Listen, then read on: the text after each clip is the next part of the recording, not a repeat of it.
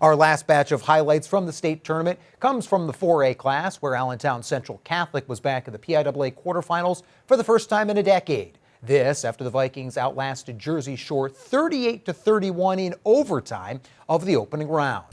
The 8-5 Vikings drawing 12-1 Meadville. The Bulldogs, the champions out of District 10, back in the second round for the second straight season. Meadville saw its state run end in the quarterfinals a year ago to aforementioned Jersey Shore.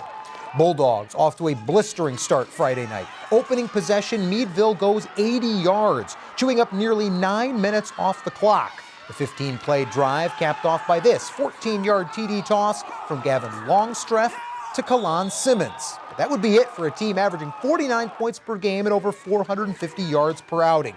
Central Catholic in complete control after that. Vikings respond in short order with a scoring sequence of their own. Caden Schaefer polishing off the 7-yard drive with a 1-yard TD jaunt, all tied at 7 after 1.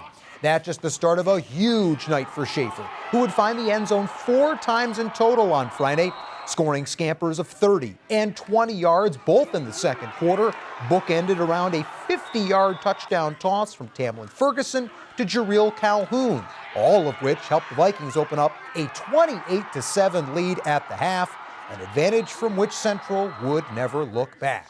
The senior Schaefer finished with 104 yards rushing on just 11 carries, his final trip to the house coming from 2 yards out in the third quarter, giving Central a 35-7 lead heading to the fourth.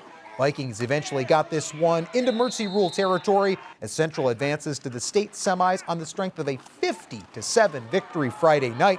Vikings defense has now held its opposition to 7 or fewer points in 3 of 4 games this postseason and 4 of the team's last 6 outings overall.